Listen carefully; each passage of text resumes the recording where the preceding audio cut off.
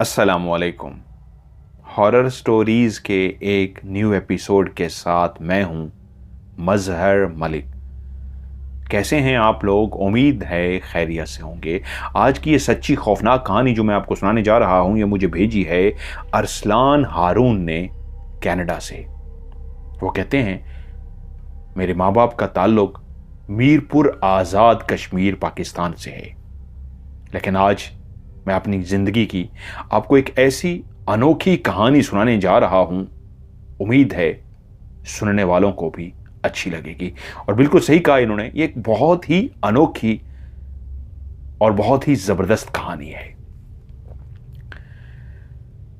अरसलान हारून कहते हैं, मैं पैदा तो कनाडा में हुआ, लेकिन क्योंकि मेरे माँ बाप की वाबस्तगी मीरपुर से थी, तो वो चक्कर लगाते तो मैं भी हमेशा माँ बाप के साथ उसी गांव में जाता।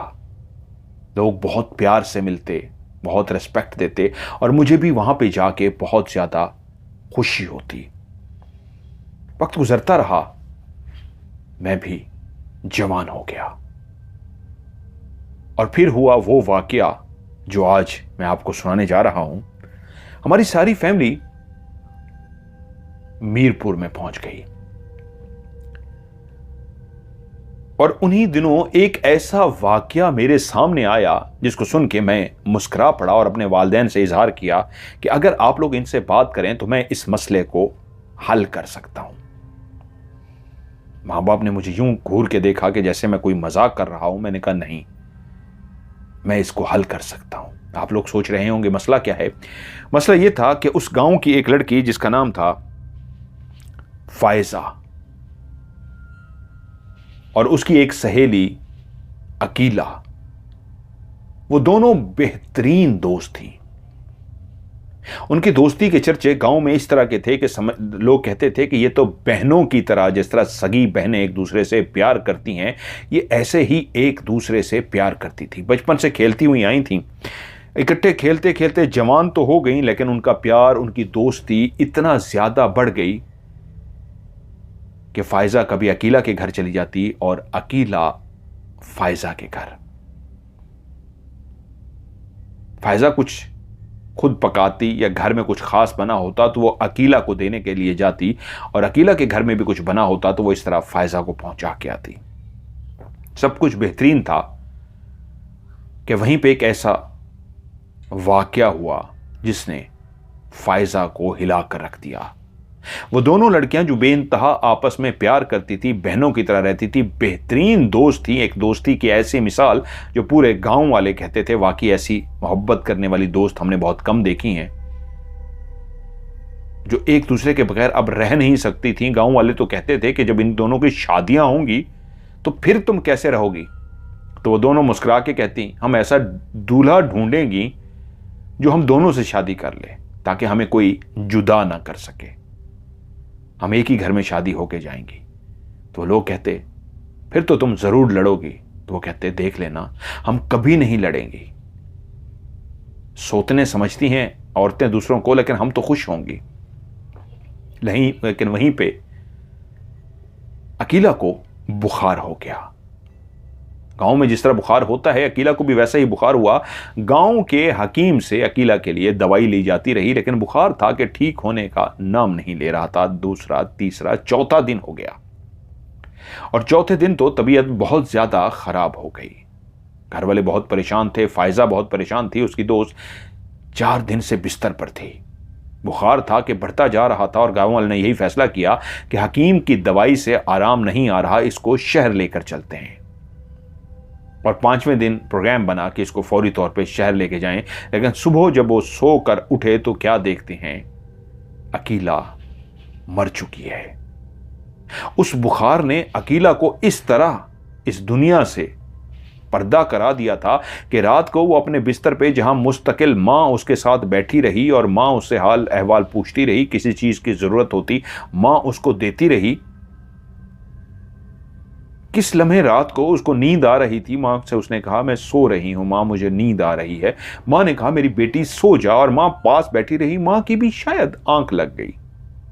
बेटी सो रही थी, माँ ने देखा एक दफ़ा सो रही है, दूसरी दफ़ा देखा सो रही है। माँ मुतमईन होगी, चलो सो रही है, इसको गहरी नींद है, जब तक ये जागती नहीं मैं इसके पास ही बैठी हूँ, आवाज़ देगी, किसी चीज़ के लिए कहेगी तो मैं दे दूंगी। लेकिन जब सुबह माँ ने देखा अभी तक सो रही है तो माँ ने आवाज़ दी, अकीला, अकीला बेटा कुछ खाने को दूं? जवाब ना पाकर माँ बेचैन सी हुई। 2-3 दफ़ा आवाज़ें देने पे भी जब कोई जवाब ना आया तो माँ के हिलाया तो पता लगा उसकी रूह तो कब की परवाज़ कर चुकी है। वो सोई नहीं थी, उसने आंखें मूंद ली थी, ऐसी आंखें बंद की थी जो हमेशा के लिए बंद हो गई थी। उस घर में चीखो पुकार शुरू हो गई और वो बेचैन दोस्त फायजा जो रात सारी सो नहीं सकी थी, जिसकी दिल की धड़कन बहुत तेज थी, उसको लगता था कि आज रात बहुत खौफनाक है, उसको शहर लेकर जा रहे हैं, मैं भी शहर साथ जाऊंगी, मेरी दोस्त को कुछ हो ना जाए। और जब उसको सुबह खबर मिली अकीला मर चुकी है तो फायजा के लिए यह कयामत थी। फायजा ऐसी धाड़े मार मार के रोई कि उसके बाद उसको खामोशी सी लग गई। लेकिन मरने वाले के साथ मरा तो नहीं जाता। वो 2-3 घंटे ऐसे खामोश हो गई जैसे किसी और दुनिया में चली गई हो, गुमसुम सी। घर वाले उसको झंझोड़ रहे थे, हिला रहे थे, लेकिन वो खामोश ही रही।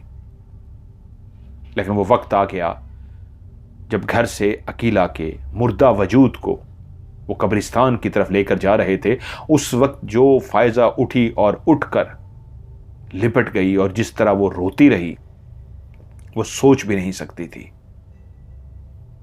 ऐसा जी भर के रोई कि वो जनाजा कुछ देर के लिए रोक दिया गया कि इसको दिल का बोझ हल्का कर लेने दो। ये कुछ घंटों से मदहोश सी थी, ये घंटों से अपने आंसू बहा ना सकी थी, इसको आंसू बहाने दो। उसने आंसू बहा लिए, यहां तक कि उसकी दोस्त को वो लेकर चले गए और मट्टी की अमानत को मट्टी में दफन कर दिया गया। लेकिन अगले दिन फायजा, उसके घर वाले, अकीला के घर वाले जब कब्रिस्तान अकीला के घर में अकीला की कब्र पे फातिहा पढ़ने के लिए गए तो शायद फायजा को भी बहुत सुकून मिल चुका था। वो उस कब्र के सरहाने बैठ के कुरान पढ़ती रही, उसके घर वाले भी कुरान पढ़ते रहे और वो बोली, वाह, हमने तो जीने मरने के वादे किए थे, कस्में खाई थी, देखो कैसा घर ले लिया मेरी दोस्त ने। और यूं 2 दिन, 3 दिन, 4 दिन, 5 दिन, पूरा हफ्ता वो कब्रिस्तान जाती रही और कुरान पढ़ती रही। आहिस्ता आहिस्ता जैसे फायजा को यकीन आ गया कि वो चली गई है। फायजा की मां जो अपनी बेटी फायजा से बहुत प्यार करती थी, उसने फायजा को बहुत संभालने में मदद की, अपनी बेटी को संभाला, उसको ये यकीन दिलाया, हां वो मर चुकी है, तुम्हें इस बात पे यकीन कर लेना चाहिए। और आखिरकार फायजा को जैसे यकीन आ गया, अकीला की मौत का ये 16वां या 17वां दिन था कि उस रात को फायजा जब अपने बिस्तर पर सोने के लिए लेटी तो वो उस गम को, उस दुख को, जो उसकी दोस्त अकीला का दुख था, गम था, काफी हद तक भुला चुकी थी, काफी हद तक नॉर्मल हो गई थी। लेकिन जब वो नींद की आगोश में गई तो उसने एक ख्वाब देखा, अजीब व गरीब सा ख्वाब। उसने देखा वो कब्रिस्तान में कुरान पढ़ने के लिए उसी तरह जाके बैठी है जिस तरह वो रोज जाती थी। वो कब्र के सिरहाने बैठी कुरान पढ़ रही है तो एकदम से कब्र खुल गई है और जैसे ही कब्र खुली है, कब्र के अंदर से अकीला चलती हुई बाहर आ गई है और जैसे ही बाहर आके खड़ी हुई है उसका पूरा वजूद कफन के अंदर लिपटा हुआ है, वैसे जैसे उसको कफन में लपेट के घर से रुखसत किया था कब्र में दफनाने के लिए।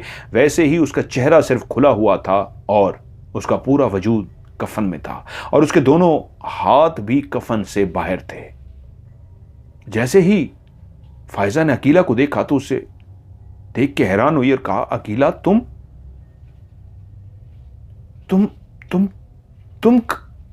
और वो बार बार हकलाना शुरू हो गई लेकिन उसकी कोई मुंह से लफ्ज नहीं निकल पा रहे थे। अकीला मुस्कुराई और बोली, हां मैं वापस आ गई हूं और देखो तुम्हें लेने आई हूं। ये देखो मेरे हाथ में एक और कफन है, ये ले लो ना, ये कफन तुम ले लो और आओ मेरे साथ, चलो अंदर चलें।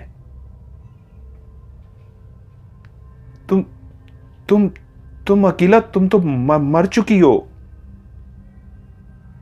फायजा, क्या तुम मेरे साथ नहीं चलोगी? ये देखो मैं तुम्हारे लिए लिबास भी लेके आई हूं, ये लिबास पहनो ना, हम दोनों चले अंदर। ये ख्वाब का वो लम्हा था जब उसका वजूद उस चारपाई पे लेटा हुआ इस ख्वाब को देख रहा था तो उसका जिस्म कांप रहा था कि उसी वक्त अकीला आगे बढ़ी और एक हाथ में उसके कफन था जिसको वो लिबास कह रही थी और दूसरे हाथ से उसने फायजा का बाजू पकड़ लिया। जैसे ही उसने उसका बाजू पकड़ा तो उसका हाथ इतना ठंडा यख था जैसे बर्फ उसके हाथों को टच हो गई हो। एकदम से उसको झटका लगा, एक ठंडक का एहसास हुआ और जैसे ही झटका लगा उसकी आंख खुल गई। वो अपनी चारपाई पर लेटी थी और पसीने से शराबूर हो चुकी थी। या खुदाया, ये कैसा ख्वाब था? ये मैंने कैसा अजीबो गरीब ख्वाब देखा है? क्या अकीला वापस आ गई है? नहीं, अकीला तो मर चुकी है। इसी ख्वाब को सोचते हुए जैसे कैसे रात बीत गई, लेकिन दूसरी रात उसने फिर से यही ख्वाब देखा कि अकीला कब्र से निकल के बाहर आ जाती और हाथ में वही कफन पकड़े हुए, कफन में लिपटी हुई और एक हाथ में कफन लिए हुए दूसरे हाथ से उसका बाजू पकड़ती और कहती, चलो ना, मैं तुम्हारा लिबास ले आई हूं, मैं तुम्हें लेने आई हूं। और वो उससे कहती है, अकीला लेकिन तुम तो मर चुकी हो। तीसरी रात, चौथी रात, एक रात वो अपने बिस्तर पर इसी तरह ख्वाब ही देख रही थी कि उसका वजूद कांप रहा था। घर में सोई हुई मां उठी पानी पीने के लिए तो उसकी निगाह बेटी पे पड़ी। उसने देखा बेटी का वजूद कांप रहा है।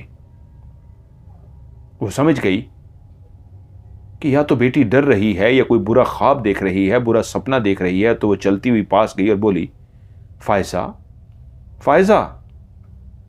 लेकिन फायजा का वजूद एकदम से झटके मार रहा था कि तभी फायजा ने जोर से अपने बाजू को ऊपर उठाया और एकदम से खींच लिया और उसकी आंख खुल गई और एकदम से उसने ऊपर खड़े हुए किसी को देखा तो उसके मुंह से चीख निकल गई। अभी अभी वो उस ख्वाब से बेदार हुई थी। झटका मार के उसने अपना हाथ छुड़वाया था उस कफन के अंदर लिपटी हुई अपनी दोस्त अकीला से कि जैसे उसने हाथ छुड़वाया तो उसने देखा कोई उसके सर पे खड़ा है। इंसान जब नींद से बेदार होता है, कोई बुरा ख्वाब देख के जैसे ही जागता है तो उसको कुछ सेकंड लग जाते हैं नॉर्मल होने में कि मैं ख्वाब देख रही थी और अब मैं होश में आ गई हूं, जाग गई हूं। लेकिन जैसे ही उसने झटका मारा, अपने ऊपर किसी को खड़ा देखा तो एकदम से डर गई, चीख मार दी।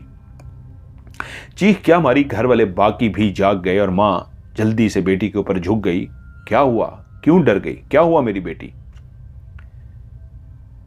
और वो समझ गई कि मेरे सर के ऊपर जो खड़ा था वो कोई और नहीं, मेरी मां थी, क्योंकि मैं ख्वाब से जागी थी और मैं इसलिए एकदम से डर गई। घर वाले भी पूछते रहे तो उसने कहा, कुछ नहीं, मैंने एक बुरा ख्वाब देखा है। अगले दिन मां ने उससे सुबह पूछा, रात को तो उसको सुला दिया कि ख्वाब था, कि क्या हुआ था रात को? मैं जब पानी पीने के लिए उठी तो तुम्हें देखा, तुम बहुत ज्यादा डर रही थी, कांप रही थी, बात क्या है? मां ने प्यार से पूछा तो वो सारी बात बताने को तैयार हो गई और उसको ने मां को ख्वाब सुना दिया कि मां, मैं ये मुसलसल 4-5 दिनों से ख्वाब देख रही हूं। अकीला मेरे ख्वाब में आती है, वो कफन में लिपटी होती है और एक हाथ में कफन लेके आती है, मुझे कहती है ये लिबास है तुम्हारे लिए, इस लिबास को पहनो और चलो मेरे लिए। कब्र खुलती है और वो कब्र के अंदर से आती है। मां ने कहा, फायजा, तुमने उसको बहुत अपने दिमाग पे सवार किया है, तुम मुझसे बहुत प्यार करती थी, वो तुम्हारी बेहतरीन सहेली थी, मैं समझती हूं इस बात का। उस मौत ने तुम्हें हिला कर रख दिया है, तड़पा दिया है। तुमने बहुत ज्यादा उसके बारे में सोचा है क्योंकि तुम्हें यकीन ही नहीं आ रहा था कि तुम्हारी दोस्त मर चुकी है। मैंने अपनी तरफ से पूरी कोशिश की तुम्हें यकीन दिलाने की, आखिर जैसे कैसे तुम्हें यकीन तो आ गया, लेकिन तुम्हारे दिमाग के अंदर वो बातें छुप सी गई थी, चुभ सी गई थी, बैठ सी गई थी। तुमने अपने दिमाग में वो बातें इस तरह की बैठ ली थी कि फिर वो तुम्हें ख्वाब में नजर आनी शुरू हो गई है। बेटा वो जा चुकी है, ये एक ख्वाब है, और जो इंसान सोचता है वैसा ही ख्वाब देखता है, हकीकत से इसका कोई ताल्लुक नहीं है। लेकिन ये ख्वाब मुसलसल फायजा को नजर आना शुरू हो गया। उसकी रातों की नींद उड़ गई। वो डर जाती थी, जिस दोस्त के साथ वो मोहब्बत करती थी, जिसके साथ जीने मरने की कस्में थी, उसको ख्वाब में इतना ठंडे यख हाथ के साथ देखती तो डर सी जाती। उसका हुलिया बदला हुआ सा था। वो खूबसूरत सी लड़की अकीला उस कफन में खौफनाक लगती। कई दिनों तक यह सिलसिला जब चला तो मां ने देखा बेटी मुसलसल नींद की कमी की वजह से आंखों के गिर्द हल्के पड़ गए हैं, कमजोर होती जा रही है, नींद ना हो पूरी होने की वजह से बीमार सी रहने लगी है। अब 1 महीना हो चुका था और 1 महीने में फायजा बहुत कमजोर हो गई थी। लेकिन वहीं पे एक ऐसा वाकया हुआ जिसने फायजा और फायजा की मां को चौंका दिया। ये 3-4 बजे का टाइम था। मां फायजा को हौसला दिला रही थी, बातें समझा रही थी। बेटी की उस हालत की वजह से बहुत ख़राब थी। दम दरूद भी करा लिया था, पानी भी दम करा लिया था, तावीज़ भी ला के गन्ने में फैला दिया था, लेकिन कोई फ़र्क नहीं पड़ रहा था। कारी साहब ने जो जो कुछ करके दिया था उससे कोई फ़र्क नहीं पड़ रहा था। उसके ख्वाब मुसलसल आ रहे थे और वो माँ से कह रही थी, माँ मेरी नींदें गायब हो गई हैं। और माँ उसको कह रही थी, कोई बात नहीं, तू दिन को सो जाया कर, ये ठीक हो जाएगा। चल अब तू लेट जा, पता नहीं रात को तुझे नींद आए या ना आए, अभी मेरी धी रानी लेट जा। मां ने उसको वहीं पे अपने पास चारपाई पे सुला दिया। वो सो गई। मां उठी किसी काम के लिए और वापस आने लगी तो मां ने देखा फिर से उसकी वैसी हालत सी हो रही है। और मां ने देखा कि एकदम से उसने अपनी आंखें खोल दी और उठकर बैठ गई। इस अंदाज में जैसे कोई इंसान कोई चीज देख लेता है, शदीद खौफजदा हो जाता है, डर जाता है और सामने की तरफ देख रहा होता है, ऐसे ही वो उठकर बैठ गई और सामने दरवाजे की तरफ देख रही। उस टिकटिकी बांधे सामने दरवाजे की तरफ देखती रही और उसके बाद यूं देख रही है, गर्दन को हिला रही है जैसे कोई चलता हुआ आया है। गर्दन हिलाते हिलाते उसके बिल्कुल सामने आकर खड़ा हो गया है। और उसके बाद मां ने देखा उसने अपना बाजू इस तरह खुद से उठाया है और दूसरे हाथ से अपने बाजू को छुड़वा रही है और जोर लगा रही है, प्लीज मुझे छोड़ दो, प्लीज मुझे छोड़ दो। मां भागती हुई आई पास, फायजा फायजा क्या हुआ है? और वो कह रही है, मां मुझे छुड़वाओ, ये देखो अकीला मुझे घसीट रही है, छुड़वाओ मुझे छुड़वाओ। मां को तो कोई नजर नहीं आया, वो अपने ही हाथ से अपनी कलाई को जोर से थामे हुई थी और उसको छुड़वा रही थी। कुछ देर के बाद जब उसने जोर लगा के अपनी कलाई छुड़वा ली तो गहरी सांसें ले रही थी, परेशान हो चुकी थी। मां ने बड़ा दम किया उसके ऊपर, पूछा क्या हुआ? तो वो बोली, मां मैं अभी सोई ही थी कि मैंने ख्वाब देखा है अकीला कब्र से निकली है और आज उसके हाथ में कफन नहीं था, बल्कि वो बोली तू अभी सो गई है, मैंने तो रात को आना था। तो फिर ठीक है, मैं अभी आ जाती हूं, तू अपने दरवाजे की तरफ देख, मैं तेरे घर के दरवाजे से आती हूं। एकदम से मां मेरी आंख खुल गई और जैसे ही आंख खुली वो आखिरी जुमला मुझे याद था कि तू अपने दरवाजे की तरफ देख, मैं दरवाजे से आती हूं। मैंने सामने जैसे ही दरवाजे की तरफ देखा तो मां अकीला वही लिबास पहने कफन में लिपटी हुई, अब एक हाथ में वो कफन पकड़े हुए दरवाजे में खड़ी थी। मैंने जैसे ही अकीला को देखा तो मां वो चलती चलती बिल्कुल मेरे पास आ गई और मेरे पास आके बोली, अब तो यकीन आ गया ना, तू मुझसे पूछती है ना कि मैं तो मर चुकी हूं, तो यही कहती है ना कि तू तो मर चुकी है। मैं मरी नहीं हूं, मैं तुझे लेने आई हूं, देख मैं तेरे सामने खड़ी हूं, ये ले अपना लिबास, अपना हाथ मुझे दे दे, चल हम चलें। और मां मैंने खुली आंखों से आज पहली दफा देखा, उसने मेरी कलाई पकड़ ली और मैं जिस तरह ख्वाब में देखती थी हकीकत में मेरी वो कलाई पकड़ के छुड़वाने की कोशिश मैं कर रही थी, लेकिन वो मेरी कलाई नहीं छोड़ रही थी। बड़ी मुश्किलों से मैंने अपने आप को छुड़वाया है और जैसे मैंने कलाई छुड़वाई है तो उसी वक्त आपने मेरे ऊपर फूंक मारी है। जैसे ही फूंक मारी है तो वो सामने से गायब हो गई है। मां इस अंदाज में बेटी को देख रही जैसे बेटी फिर दिमागी तौर पे उलझी हुई है, इसलिए कोई ऐसा ख्वाब जागती आंखों से देख लिया है। तो बेटी ने मां को इस अंदाज में देख लिया जैसे मां को यकीन ना आया हो। तो उसने कहा, मां मैं आपको कैसे यकीन दिलाऊं कि वो खुली आंखों से अभी आई थी, वो वहम नहीं है, वो जो मैं ख्वाब देखती थी आज मैंने उसको हकीकत में देखा है, वो हकीकत में चलती हुई आई है, वही कफन था जो उसने पहन रखा था। ये देखें, ये देखें, मेरे बाजू पे उसकी उंगलियों के निशान हैं। मां ने उसी वक्त उसका बाजू देखा तो वाकई बाजू पे उंगलियों के निशान थे। मां को झटका सा लगा, और ये उंगलियों के निशान उसकी उंगलियों के नहीं थे, ये कुछ थोड़े से मुख्तलिफ थे, लेकिन क्लियर जैसे किसी ने बाजू को पकड़ा हो जोर से, ऐसी ही उंगलियों के निशान थे। मां को भी यकीन करना पड़ा कि ये क्या है।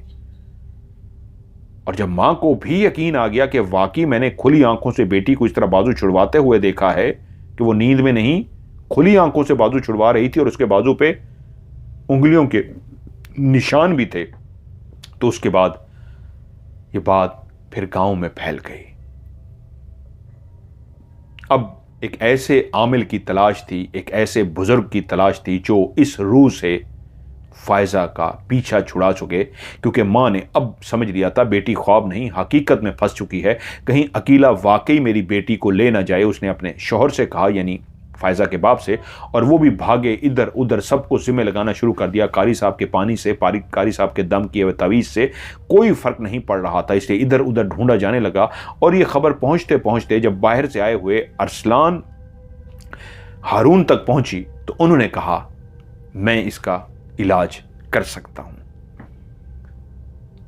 अरसलान हारून ने ये जब कहानी सुन के जुमला कहा तो उसके वालिदैन को यकीन आया कि अरसलान ये तुम क्या कह रहे हो, तुम कैसे करोगे। उसने कहा, मुझे मौका दें, मैं ये कर सकता हूं। पूछा गया कैसे।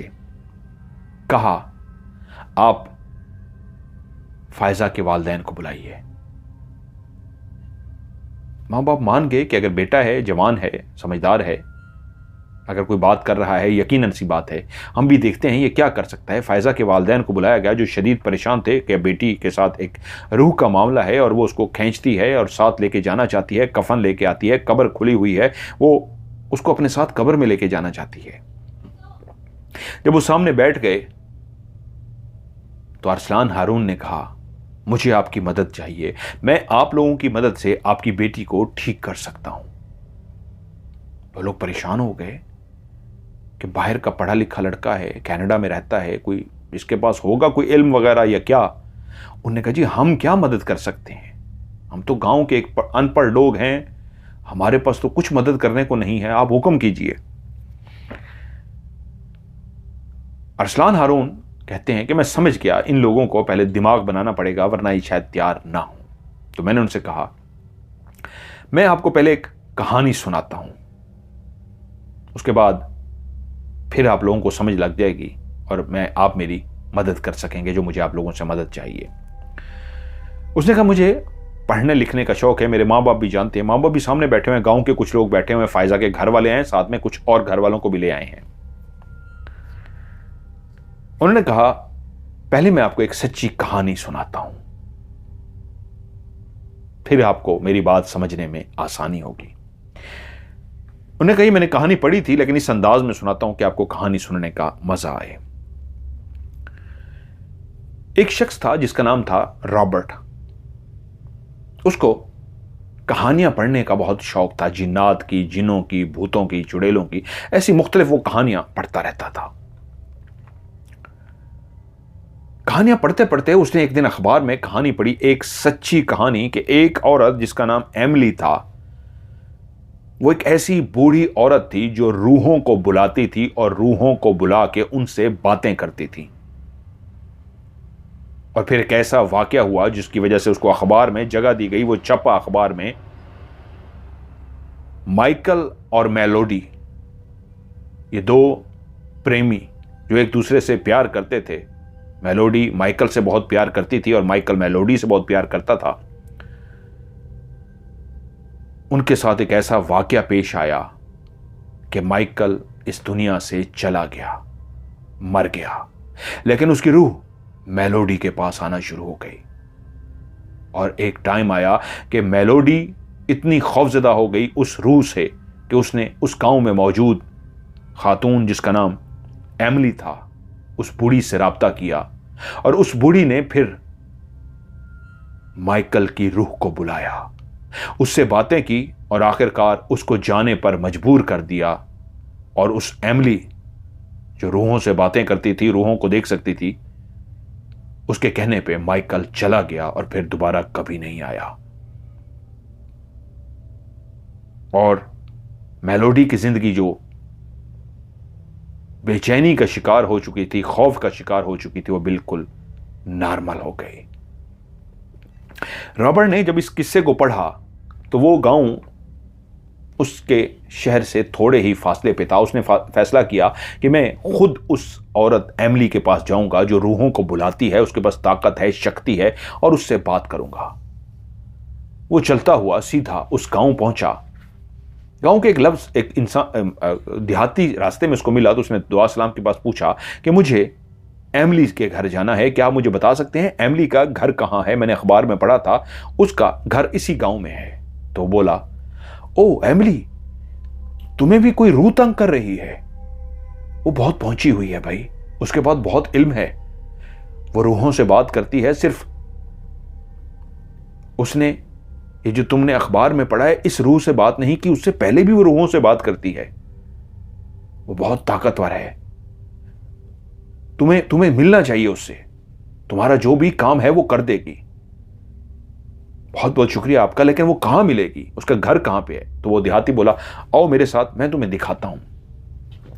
वो लेकर उसको चल पड़ा और एक घर की तरफ इशारा किया। वो रहा सामने एमिली का घर।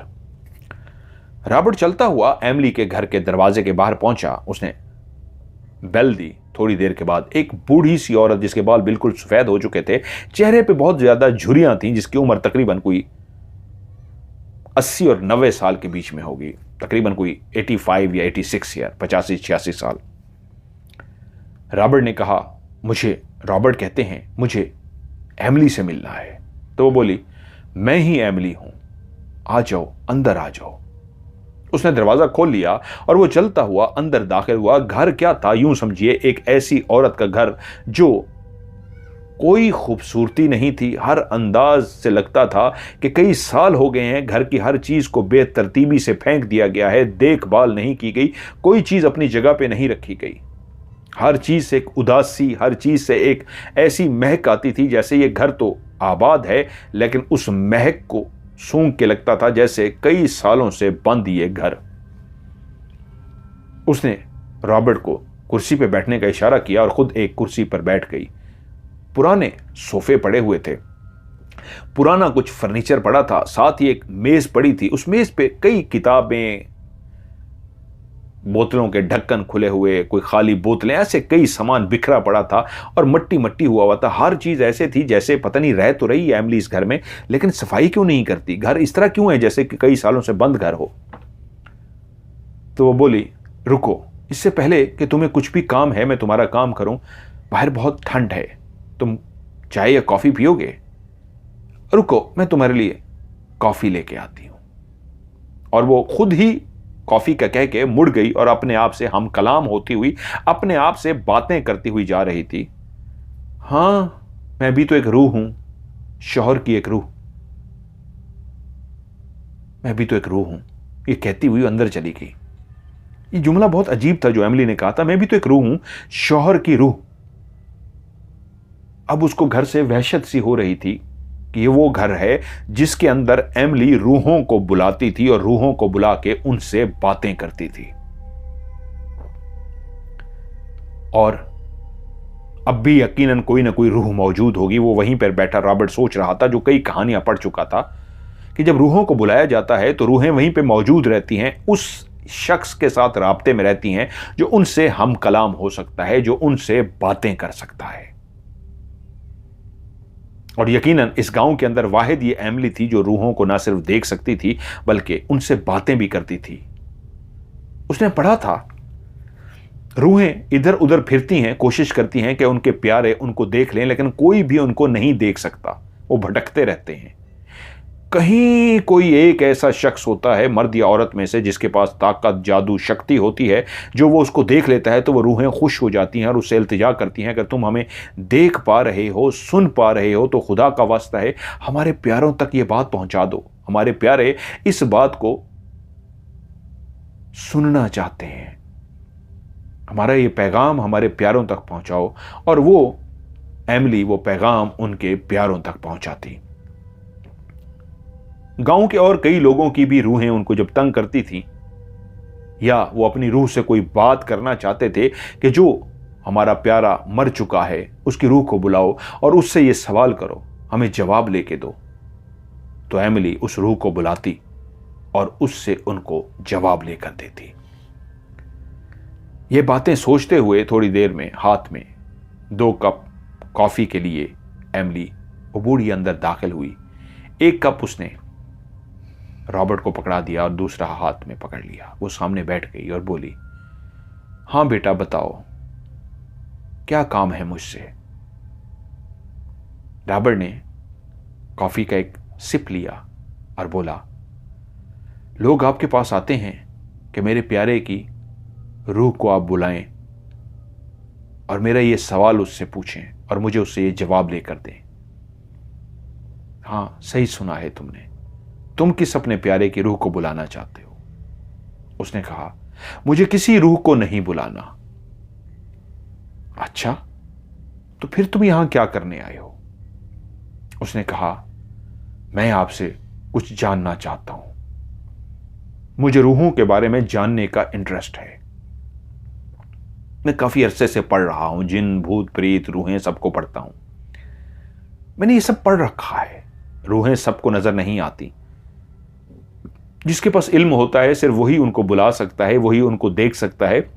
हत्ता कि उनकी आवाज को भी वही शख्स सुन सकती है या सुन सकता है जिसके पास इल्म होता है, और ये इल्म आपके पास है। मुझे आपसे कुछ जानना है। एमिली ने एक कॉफी का सिप लिया और बोली, हाँ बोलो बेटा, क्या जानना है? मुझे आपसे माइकल और मेलोडी के बारे में जानना है। मैंने वो कहानी पढ़ी है अखबार में,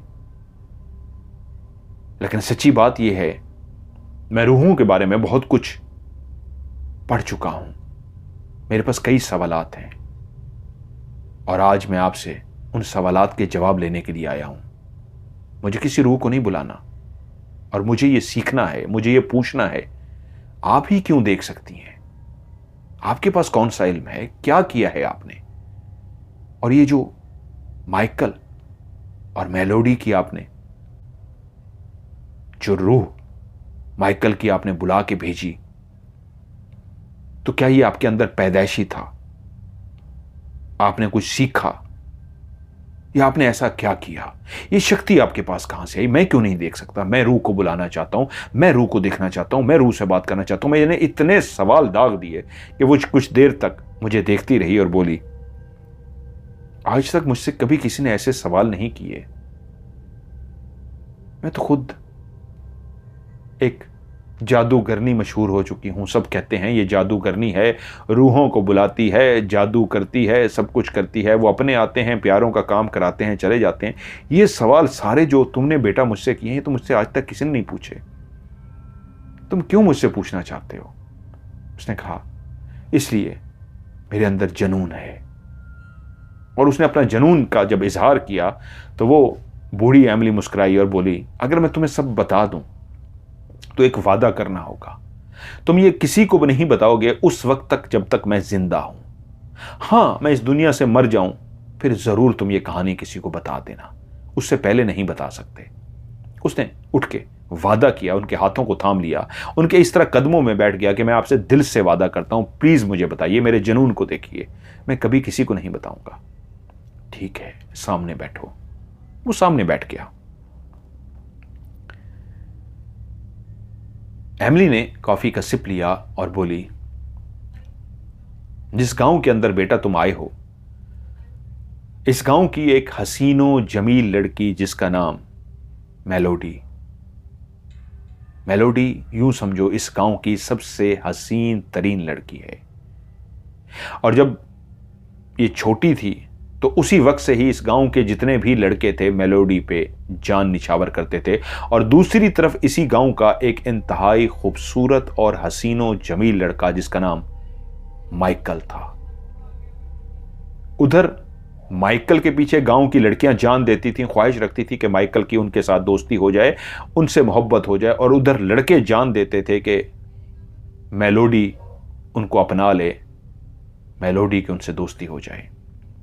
लेकिन ना ही माइकल किसी को घास डालता और ना ही मेलोडी किसी को घास डालती। लेकिन माइकल जहां हसीनो जमील खूबसूरत जिस्म का मालिक था, उस गांव का एक बॉक्सर भी था और बॉक्सिंग में उसने इस गांव का नाम भी बनाया था। मेलोडी के दिल में माइकल के लिए उस वक्त मोहब्बत पहले पैदा हुई, जो पहले भी देख चुकी थी जब उसने गांव का नाम बनाया। और एक दिन इस तरह दोनों का आमना सामना हुआ कि माइकल ने भी पहली दफा मेलोडी को घूर के देखा, इस अंदाज का घूरना कि लड़की समझ जाती है कि इस घूरने में एक कशिश है, मोहब्बत है। और मेलोडी ने भी उसको उसी निगाह से देखा और वो यूं दोनों आमने सामने तो बैठ गए, लेकिन इब्तिदा थी उनके प्यार की। और यूं उनके शुरू में उन दोनों के बीच में दोस्ती हो गई। और दोस्ती इस अंदाज में हुई कि फिर पूरे गांव को पता लग गया, लड़कियों का दिल टूट गया कि माइकल किसी और का हो गया, लड़कों का भी दिल टूट गया कि मेलोडी किसी और की हो गई। दोनों एक दूसरे के हो चुके थे और फिर वो मेरे पास भी आते थे। मेरे शौहर एक हादसे में मर गए थे। मैं जवानी में बहुत खूबसूरत थी, मुझे अपने शौहर से इतना प्यार था, इतना इश्क था कि जब मेरे शौहर मरे तो मैं कई दिनों तक होश में ना आ सकी। एक मदहोशी किसी कैफियत में चली गई, मेरे दिमाग पे इतना सवार हो गया कि तुम सोच भी नहीं सकते। मुझे गांव वालों रिश्ते लेकर आए कि हमसे शादी कर लें, लेकिन मैंने कहा नहीं, जिससे प्यार किया है, जिससे इश्क की है, बाकी जिंदगी भी उसी के लिए है, उसी के लिए जिंदगी गुजारूंगी। मैं इस घर में अकेली रहती। आज तो ये उजड़ा हुआ घर है, जब तक शौहर जिंदे थे इसमें सब कुछ था, ये बहुत खूबसूरत घर था। शौहर के मरने के बाद मेरे अंदर ख़त्म हो गई इस घर को सजाने की ख्वाहिश। मैं चाहती थी जो सामान जैसे पड़ा है वहीं उसी सामान से मेरे शौहर की खुशबू आती थी, इसलिए मैंने किसी चीज़ को भी नहीं छेड़ा। मैं घंटों बैठ के अपने शौहर को याद करती थी कि तभी मुझे महसूस होता वो खुशबू तेज़ हो जाती जैसे मेरे शौहर की रूह इस कमरे में आई है। और फिर एक दिन मुझे महसूस हुआ ऐसे हाथ का बना हुआ, बर्फ का बना हुआ हाथ, जो बिल्कुल ऐसे था जैसे ठंडा यख हो, बर्फ की तरह हो, लेकिन कपास की तरह नरम और मुलायम हाथ। मैं जब रात को लेटी हुई थी तो वो हाथ मेरे सर में, मेरी बालों में इस तरह फेरा गया जैसे कोई प्यार से सर में हाथ फेरता है। और उसी वक्त मुझे खुशबू महसूस हुई, मेरे शौहर की खुशबू। हाँ, वो मेरे शौहर की खुशबू थी। और तभी मैंने आंखें जो बंद की हुई थी उनको खोल के कहा, तुम आ गए। देखो, मैं आज भी तुम्हारी मोहब्बत में जाग रही हूं, आज भी तुम्हारी मोहब्बत के सहारे जी रही हूं, आज भी तुम्हारी खुशबू को सूंघ सकती हूं, तुम्हारे इस लम्स को जो तुम्हारे बालों में प्यार से हाथ फेरते थे, इस प्यार को महसूस कर सकती हूं। ये जिंदगी तुम्हारी है, जो रह गई है हमेशा तुम्हारे लिए रहेगी। और बस फिर वो सिलसिला शुरू हुआ मेरे शौहर की रूह का, जो वो मेरे पास आना शुरू हो गई और मैं उससे ढेरों बातें करती। और लोगों तक भी अब जब बातें पहुंची, लोग अपने काम कराने के लिए आते मुझसे, उनको पता लगता कि मेरे शौहर की रूह मेरे पास आती है और मैं कई उनसे काम कहती हूं, बातें करती हूं। जो लोगों को मैंने नहीं बताया था, उनको कैसे पता लगा मैं नहीं जानती, लेकिन लोगों ने ये फैला दिया और पूरा गाँव मेरे पास आना शुरू हो गया। तो वहीं पर मेलोडी एंड माइकल भी मेरे पास आए। मैं उनको जानती थी, मेरे गांव के बच्चे थे, वो बचपन से ही मेरे पास आते थे, लेकिन अलग अलग। जब उनके बीच में मोहब्बत और दोस्ती हो गई, वो इकट्ठे आना शुरू हो गए। उन दोनों को बहुत शौक था भूतों की, रूहों की कहानियां सुनने का। मैं उनको रूहों की कहानियां सुनाती। मेलोडी बहुत शौक से रूहों की कहानियां सुनती और माइकल भी। दिन ब दिन उनका प्यार बढ़ता जा रहा था। वो दोनों जब भी आते एक दूसरे की बातें मुझसे करते। अगर कभी अकेले आ जाते तो मेलोडी मुझसे मुसलसल माइकल की बातें करती। माइकल की ये बात अच्छी है, माइकल मुझे ये अच्छा लगता है, माइकल की ये अदा मुझे अच्छी लगती है। और माइकल भी जब आता तो मुसलसल मेलोडी की तारीफें करता जिससे मुझे अंदाजा होता दोनों बेइंतहा प्यार करना शुरू हो गए हैं।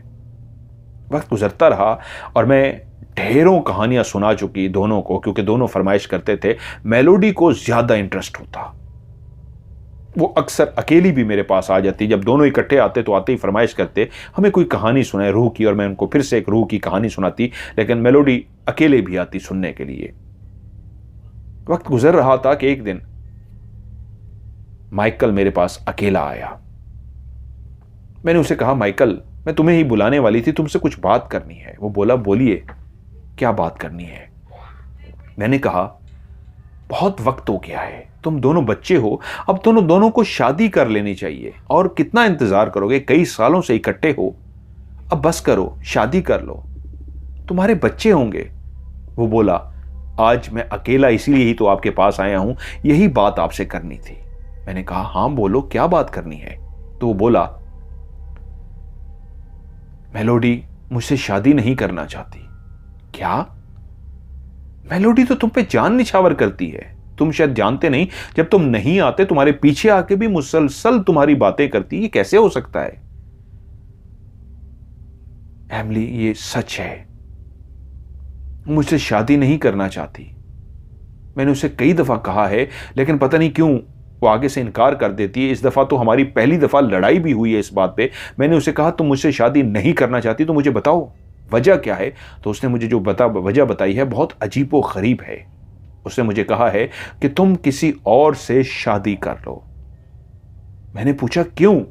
तो उसने कहा, इसलिए कि अगर तुमने मुझसे शादी कर ली तो हमारे बच्चे हो जाएंगे, और जब बच्चे हो जाएंगे तो तुम बच्चों से प्यार करोगे और तुम्हारे दिल में मेरे लिए मोहब्बत कम हो जाएगी, तो मेरे हिस्से का प्यार बच्चों को दोगे।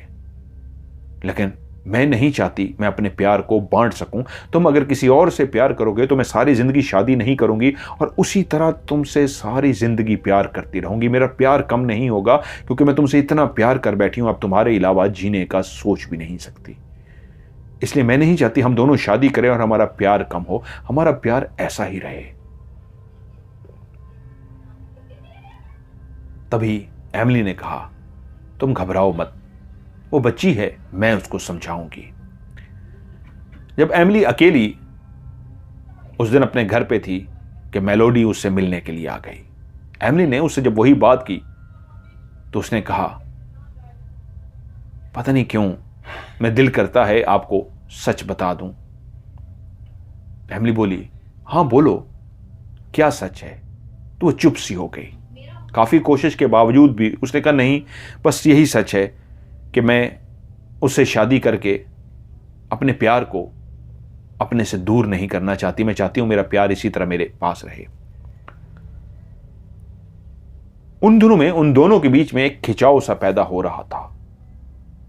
माइकल और मेलोडी जो शदीद प्यार करते थे, अब माइकल इतना वो हो गया था जो उससे जुनून की हद तक प्यार करता था। उसको अपनी जिंदगी भी अजाब लगना शुरू हो गई थी, क्योंकि उन्हीं दिनों दूसरी जंग अजीम शुरू हो गई। फौज में भर्तियां हो रही थीं।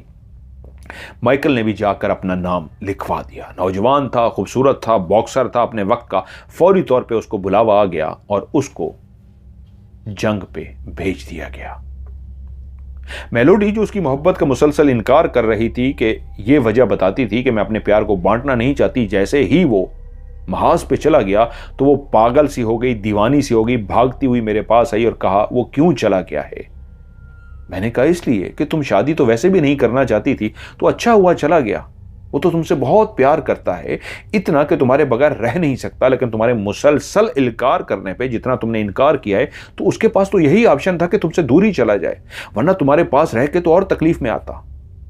क्योंकि उसने मुझसे कहा था कि वो सारी जिंदगी तुम्हारे करीब रहना चाहता है। वो कहता है, मुझे कहती है किसी और से शादी कर लो। मैंने किसी और को अपनी जिंदगी में अगर आने देना होता तो क्या मैं इससे प्यार करता?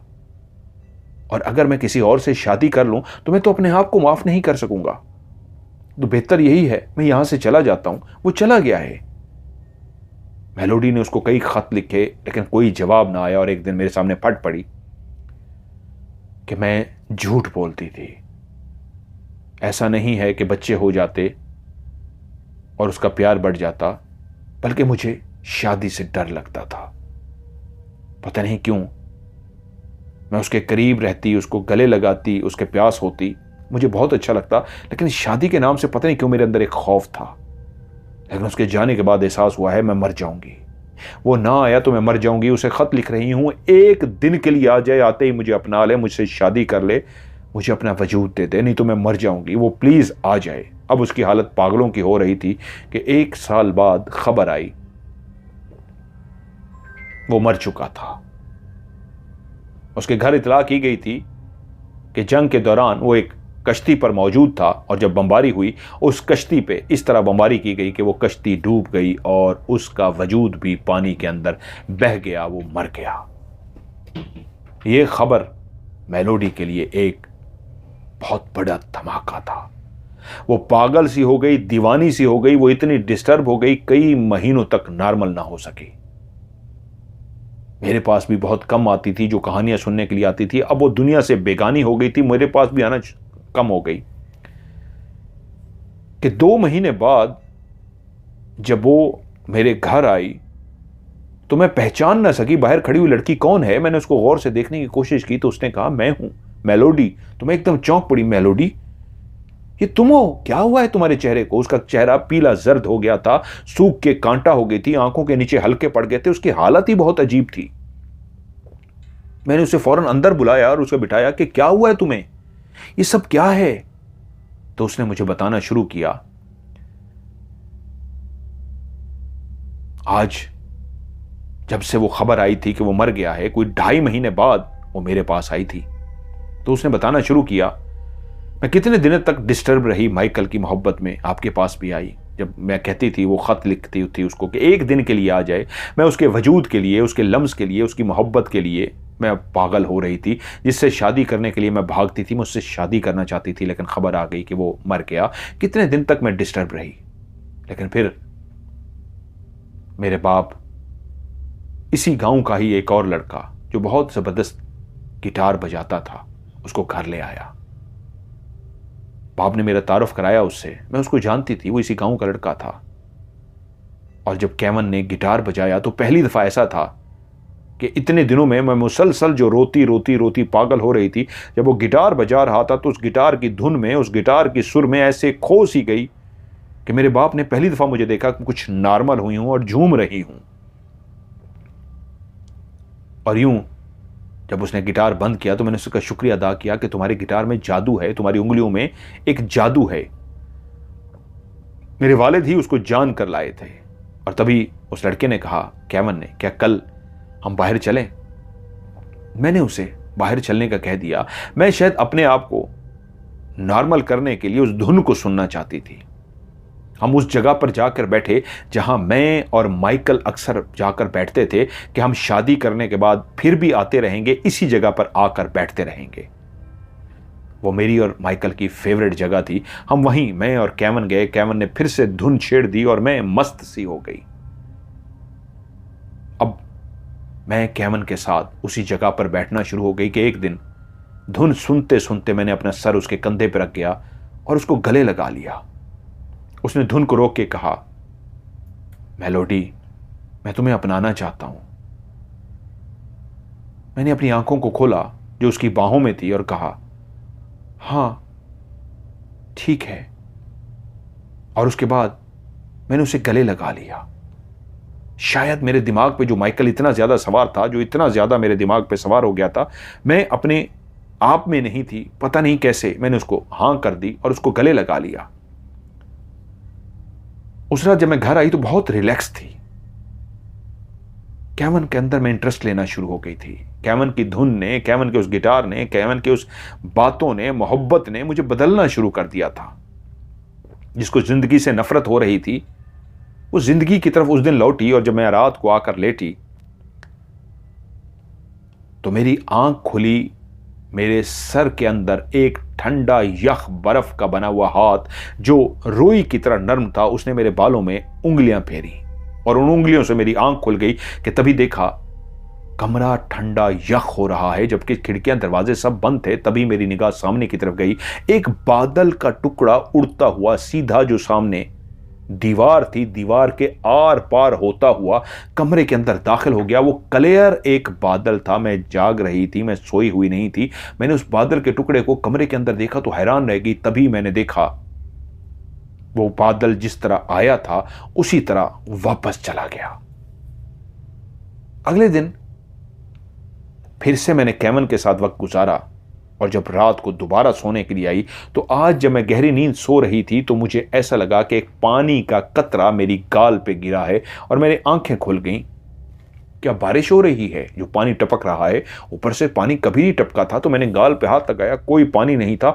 उसी वक्त कतरे, 5-6 कतरे फिर से मेरे मुंह पे गिरे और जल्दी से मैंने माथे से, आंखों से उस पानी को हटाया। ये तो पानी के कतरे थे जो मुझ पे गिर रहे थे कि उसी लम्हे फिर से मेरे बालों में हाथ फेरा गया और मुसलसल कतरे मेरे माथे और आंखों पे पड़ रहे थे, ठंडे यख पानी के कतरे, कि मेरी आंखों के सामने बादल का एक टुकड़ा उड़ता हुआ दीवार के आर पार चलता हुआ बिल्कुल मेरे सामने आ गया। और तभी मैंने पहली दफा देखा बिल्कुल उस बादल के दरमियान में एक शख्स इस तरह चलता हुआ उस बादल से निकलकर नीचे खड़ा हो गया। ये कोई और नहीं, माइकल था। उसके सर के बाल गीले थे, जैसे अभी अभी वो पानी के अंदर डुबकी लगा के निकला हो। उसके कपड़ों के अंदर से पानी गिर रहा था। हां, वो माइकल था। मैं उसको कैसे भूल सकती थी? वो बिल्कुल मेरे सामने आकर खड़ा हुआ और उसने मुझे कहा,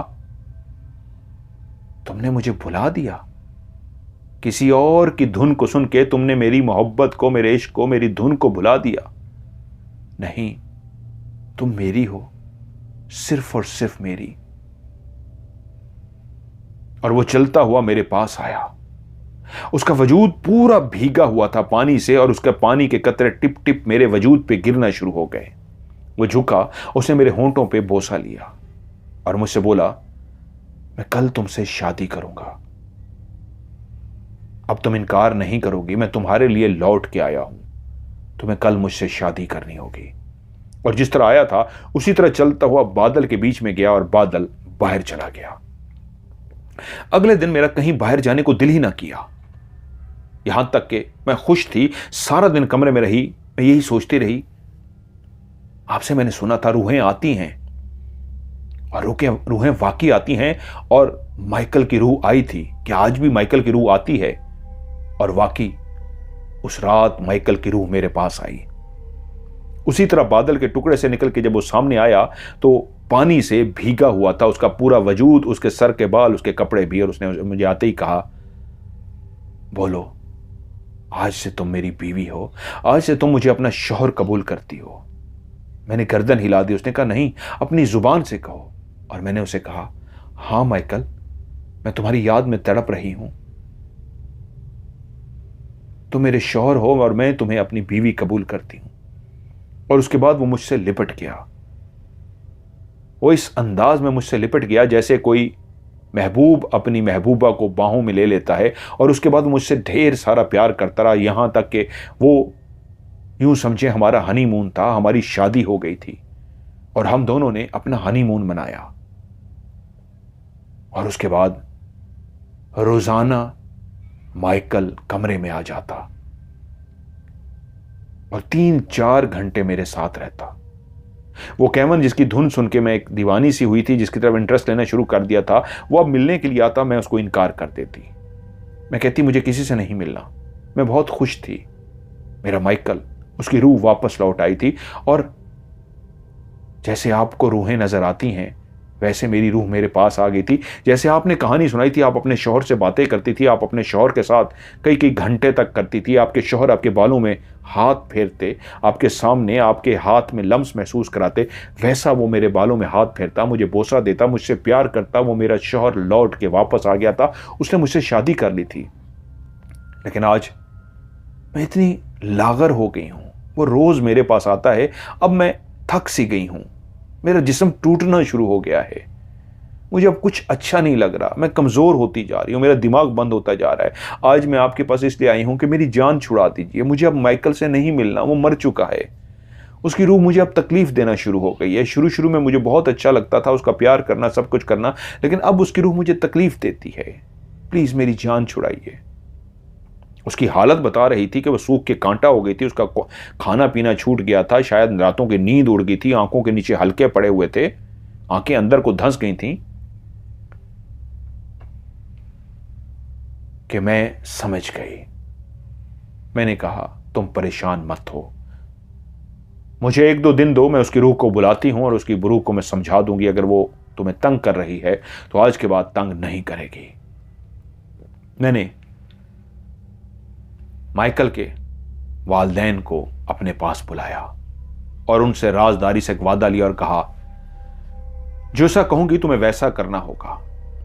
वो ताबूत जिसमें लाश को लाया जाता है, उस ताबूत को तुम्हें लाना होगा, उसके अंदर मट्टी डालनी होगी और गांव में इस तरह लेके आना होगा कि जैसे उसकी लाश मिल गई है।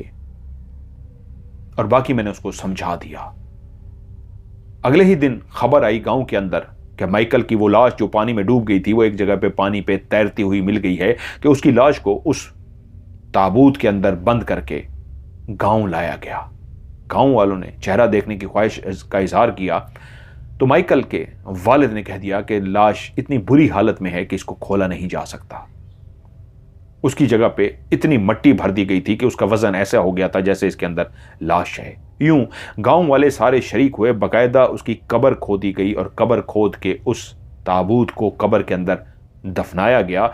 इस पूरी आखिरी रसूमात को अदा करते हुए मैं मुसलसल मेलोडी के साथ थी और मैं चाहती थी मेलोडी ये सब कुछ देखे। और मेलोडी ने ना सिर्फ ये सब कुछ देखा, बल्कि अगले ही दिन मैंने मेलोडी को बुलाया और कहा रात उसकी रूह को मैंने बुला लिया था। उसकी रूह बेचैन थी क्योंकि उसकी लाश अभी तक दफन नहीं हुई थी, उसकी आखिरी रसूमात अदा नहीं हुई थी। और उसने मुझे कहा हां, मैं इसलिए भटक रहा था, मैं इसलिए आसमानों में फिर रहा था, वहां जा नहीं पा रहा था जहां मुझे जाना था, इसलिए मैं सीधा मेलोडी के पास चला गया। अब क्योंकि मेरी आखिरी रसूमात अदा कर दी गई है, मुझे दफना दिया गया है, मुझे जाना होगा। और जब किसी के वजूद को दफना दिया जाता है तो वो भटकती हुई आत्माएं, भटकती हुई रूहें वापस चली जाती हैं। अगर आज आप मुझे ना भी बुलाती, मैं फिर भी वापस जाने वाला था, क्योंकि आप रूहों को देख सकती हैं, रूहें आपसे ही बात कर सकती हैं। इसलिए मैं आपके पास खुद आने वाला था कि आपने मुझे बुला लिया। मेलोडी को मेरा पैगाम दे दीजिएगा, मैं जा रहा हूं हमेशा के लिए।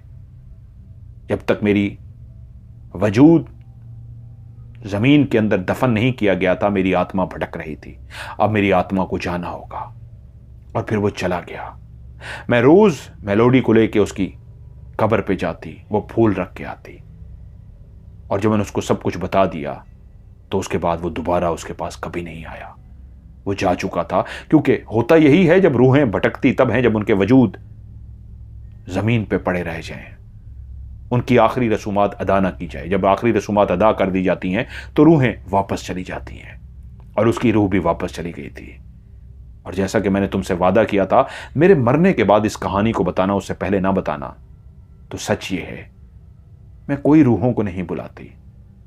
वो ताबूत जिसमें मट्टी थी मेरे कहने पे ही डाला गया था, और मैं जो कहानियां सुनाती थी वो सारी कहानियां उसके दिमाग में सवार हो गई थी।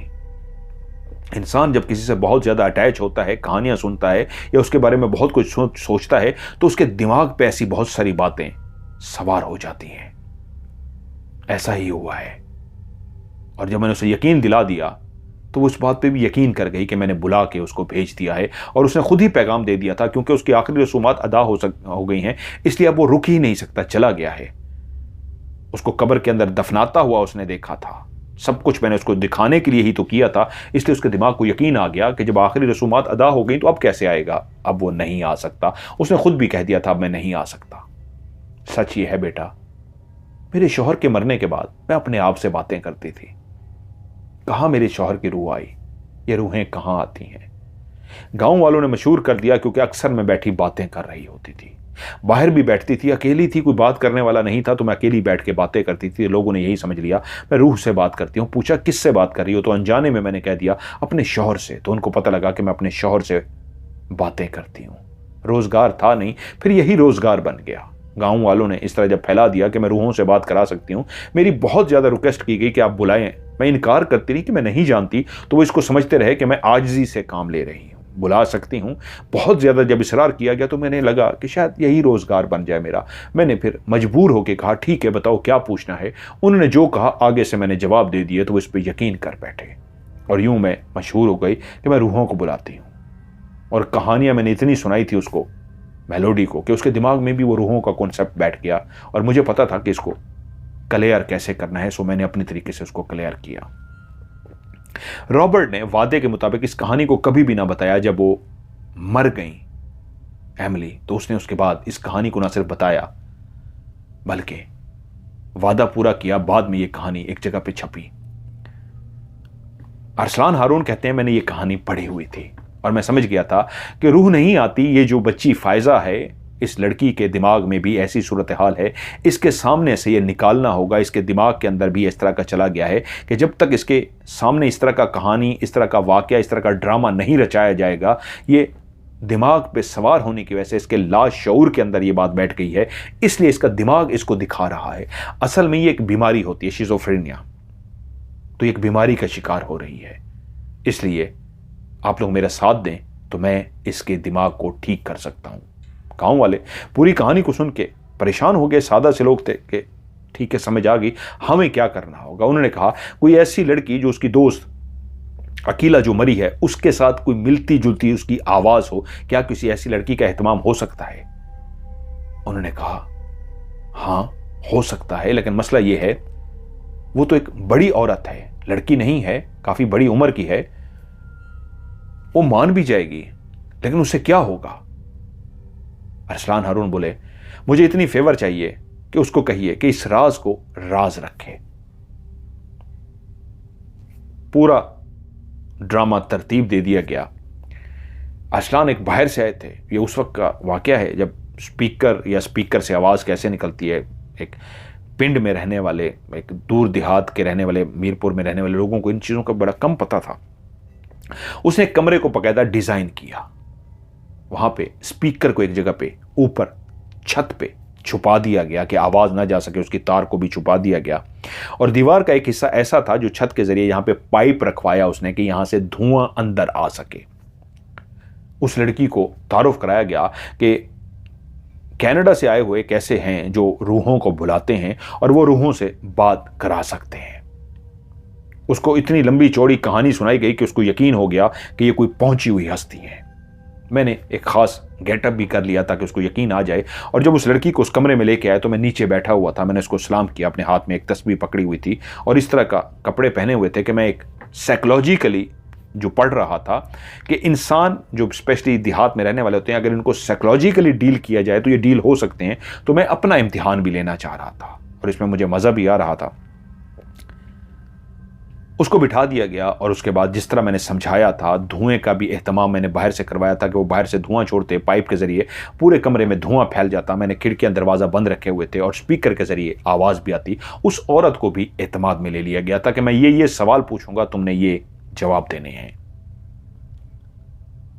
और उसके बाद जब वो बैठ गई तो मैंने कुछ नॉर्मल सी बातें की, आप ठीक हो, आप ये हो। मैंने कहा परेशान मत हो, मैं रूहों को बुला लेता होता हूं, अभी उसकी रूह को भी बुला लूंगा और आप परेशान ना हो, आपकी जिंदगी से चली जाएगी। थोड़ी देर के बाद मैंने पढ़ना शुरू कर दिया। पढ़ना क्या था, उसको ऐसे डील करता रहा और डील करने के बाद मैंने कहा हाजिर हो, तुम जहां भी हो आ जाओ। और मैं इस तरह तस्बीह पढ़ता रहा, उसको इस तरह बोलता रहा। उन्होंने पीछे से जो मेरा कहा गया था धुआं छोड़ना शुरू कर दिया। उस पाइप के जरिए जो था वो इस तरह अंदर कमरे के अंदर धुआं भरना शुरू हो गया। वो भी परेशान हो गई कि खिड़की दरवाजे सब कुछ बंद है, धुआं कहाँ से पैदा हो रहा है। उसको बाकायदा धुआं लगा तो उसके अंदर मोमबत्तियां जो नीचे जल रही थी, मैंने एक माहौल एटमॉस्फेयर क्रिएट कर रखा था कि साइकोलॉजिकली उसको लगे कि कुछ हो रहा है। तो मैंने लाइटें नहीं जलाई हुई थी, अंधेरा रखा हुआ था, मोमबत्तियां जला रखी थी। और धुआं जब फैलना शुरू हो गया तो वो डर गई कि वाकई कोई आ गया है। मैंने कहा हाँ तुम आ गई हो। तो वही औरत जो पीछे से माइक में जिसको बुलवाया गया था, स्पीकर वहां पर रखा हुआ था, बोली हाँ मैं आ गई हूं। तो वो मेरे सामने बैठी हुई थी। मैंने डायरेक्ट नहीं लेकिन कन आंखियों से उसको देखा तो लगा उसको झटका लगा है। मैं समझ गया मेरा वार कामयाब गया है। मैंने कहा क्या तुम अकीला की रूह हो? उसने कहा हाँ। मुख्तसर उसको मैंने कहा था जवाब दे, ज्यादा लंबे जवाब ना दे क्योंकि गांव की औरत है, कोई बेवकूफ़ी ना कर दे। मैंने कहा क्यों इसको तंग कर रही हो, क्यों इसके ख्वाबों में आती हो, और अब तुम हकीकत में इसके सामने आना शुरू हो गई हो, हाथ में कफन लिए, कफन पहने हुए। क्या तुम ही होती हो? हां, मैं ही होती हूं। वो चौंक रही कि कमरे के अंदर इधर उधर देख रही है कि कोई मौजूद नहीं है, नजर नहीं आ रहा, लेकिन उसकी क्लियर आवाज आ रही है, उसकी दोस्त की आवाज। मैंने उसे कहा ऐसा क्यों कर रही हो? मैं इसे साथ लेके जाना चाहती हूं, मैं चाहती हूं ये मेरे साथ जाए। मैंने उसी वक्त गुस्से से कहा तुम मर चुकी हो, तुम्हारी रूह एक इंसान को जो जिंदा है कैसे लेके जा सकती है? रूहें तो उस वक्त किसी को साथ लेके जाती हैं जब कोई मर जाता है, तुम एक जिंदा इंसान को कैसे मार सकती हो? अब सच सच बताओ तुम कौन हो? क्योंकि जब इंसान मरता है तो उसकी रूह तो आलम बरज़ख में चली जाती है, रूहें तो दुनिया में रुक ही नहीं सकती। और उस लड़की को बाकायदा तौर पे कब्र के अंदर दफनाया गया था। जब नमाज जनाजा पढ़ा जाता है उससे पहले गुस्ल दिया जाता है, गुस्ल देने के बाद कफन पहनाया जाता है, कफन देने के बाद नमाज जनाजा पढ़ के उसको ज़मीन में दफना दिया जाए, उस वक्त तो रूह बाहर रह ही नहीं सकती, आलम बरज़ख में चली जाती है। तो तुम कौन हो? तुमने कैसे अपने आप को उसकी रूह कहा है? मैं उसका हमजाद हूं। हां, तुम उसके हमजाद हो, ये मैं समझ गया था, ये मुझे पहले ही पता लग गया था कि ये उसका हमजाद ही कर सकता है, रूह तो उसकी चली गई है, ये हमजाद की ही शरारत है। क्यों कर रहे हो ऐसा? ये मुझे बहुत याद करती है, ये मुझे बहुत याद करती है। तुम्हें याद नहीं करती, वो अपनी सहेली को याद करती है, वो उससे प्यार करती है, उसको याद करती है। मरने के बाद हर इंसान का हमजाद इस दुनिया पे भटकता है। और तुम जानते हो ना, जो मरी थी वो मुसलमान थी, उसकी रूह भी मुसलमान थी, लेकिन तुम जो शैतान के यहां पैदा हुए थे, तुम उसके हमजाद हो, तुम मुसलमान नहीं हो। और तुम गैर मजहब हो कि एक मुसलमान को डराते हो। तो रुको, आज फिर मैं तुम्हारा वो हशर करता हूं, मैं तुम्हें यहीं पे जला दूंगा, तुम्हें यहीं पे खत्म कर दूंगा। तो एकदम से बोला नहीं नहीं, मुझे छोड़ दो, मुझे छोड़ दो, मैं इसको नहीं डराऊंगा, मैं इसको नहीं डराऊंगी। और मैंने कहा रुको, मैं तुम्हें थोड़ी सी तो सजा दूं। मैंने जैसे ही पढ़ना शुरू किया तो उसने इस तरह चीखें मारनी शुरू कर दी जैसे उसको दर्द हो रहा हो। तो एकदम से मैं रुक गया और कहा ठीक है, पता लग गया, मैं तुम्हें सजा दे सकता हूं, अब चले जाओ। आज के बाद अगर तुम इसके ख्वाब में आए या इसके सामने आए, क्योंकि तुम सामने भी आ सकते हो, ख्वाब में भी आ सकते हो, और हमजाद को इसकी इजाजत नहीं है, तो याद रखना मैं तुम्हें जला दूंगा, मैं तुम्हें खत्म कर दूंगा, जैसे अभी सजा दी है ना, इसी तरह की सजा दे दूंगा। उसने माफिया मांगी और कहा आज के बाद मैं कभी नहीं आऊंगा, मुझे जाने दें। और उसके बाद मैंने कहा ठीक है, निकलो यहां से, और हां, जाते हुए निशानी देकर जाओ, और उससे पहले ये कसम खा के जाओ कि तुम कभी नहीं आओगे। उसने कसम खाई और मैंने कहा निशानी दो। उसी वक्त जिस तरह मैंने सिखाया गया था, बाहर से जो दरवाजा बंद किया गया था उसको धड़म करके उन्होंने खोल दिया। वो बैठी हुई लड़की इंतहाई डर गई। दरवाजा बाहर से खोला गया था, वो ये समझी कि वो जो अंदर रूह मौजूद थी, हमजाद मौजूद था, वो दरवाजा खोल के बाहर निकला है। वो डर सी गई। कुछ लम्हे में वो धुआं वगैरह बाहर निकल गया, और उसके बाद मैंने कहा अब लाइटें जला दें। जब लाइटें जल गई, मैंने कहा मेरी बहन परेशान मत हो, वो रूह नहीं थी, वो उसका हमजाद था। और फिर मैंने उसे हमजाद के ऊपर लेक्चर दिया कि जो हमजाद होता है वो शैतान के यहाँ उसी दिन एक बच्चा पैदा होता है। जब एक मुसलमान के यहाँ या इंसान के यहाँ बच्चा पैदा होता है तो उसी वक्त शैतान के यहाँ भी एक बच्चा पैदा होता है जो आपका हमजाद होता है, जो सारी ज़िंदगी आपके साथ रहता है। ये उसकी रूह नहीं थी, ये उसका हमजाद था। आपने उसको बहुत ज़्यादा याद किया है, आप उसको हर वक्त सोचती थी, इतना ज़्यादा सोचती कि उसको पता लग गया था कि हर वक्त उसको सोचती है अकीला को। तो इसलिए अकीला का वो जो हमजाद थी वो फिर तुम्हारे पास आना शुरू हो गई और तुम्हें तंग करना शुरू हो गई। पहले तुम्हारे ख्वाब में आई, फिर तुम्हारे सामने आ गई। और तुम जानती हो ना, हमजाद से बचना चाहिए, ये नापाक होते हैं। वो डर सी गई। बस एक काम करना मेरी बहन, आज के बाद कभी हमजाद को ना सोचना। वैसे भी ये तो अब पाबंदी लग गई, अब आ ही नहीं सकता, मैंने इसको बंद कर दिया है, लेकिन तुमने भी नहीं सोचना। समझ लगी है? उसने कहा हाँ। मैंने कहा रुकें, इसको ये गले में डोरी दे दें ताकि ये डोरी भी पहन ले। ऐसे कुछ यहाँ बताने ज़रूरी नहीं है। उन्हें कुछ इस तरह के काम भी किए कि वो लड़की तसल्ली में आ गई।